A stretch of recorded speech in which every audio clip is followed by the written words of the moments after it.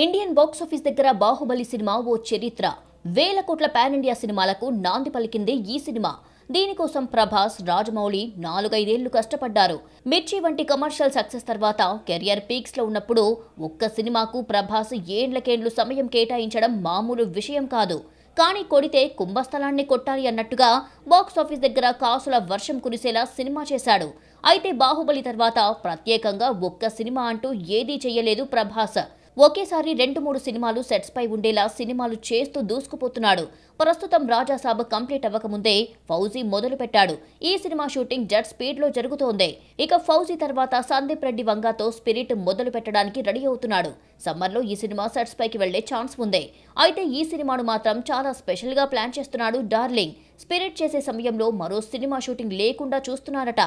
ఏకంగా 4 నెలల వరకు స్పిరిట్ కోసం బల్క్ డేట్స్ ఇచ్చాడట. చేస్తే ఓన్లీ స్పిరిట్ షూటింగ్ మాత్రమే చేయాలి అన్నట్టుగా ఈ సినిమాపై ప్రభాస్ ఫుల్ ఫోకస్ పెట్టబోతున్నాడట. సందీప్ కూడా ఏ మాత్రం గ్యాప్ లేకుండా షూటింగ్ చేసేలా రెడీ అవుతున్నాడట.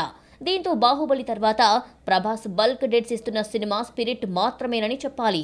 ఖచ్చితంగా ఈ సినిమా ఇండియన్ బాక్సాఫీస్ దగ్గర చెయ్యబోయే విధ్వంసం అంతకు మించి ఉంటుందని అభిమానులు గట్టిగా నమ్ముతున్నారు. మరి సందీప్ ఎలా ప్లాన్ చేస్తున్నాడో చూడాలి.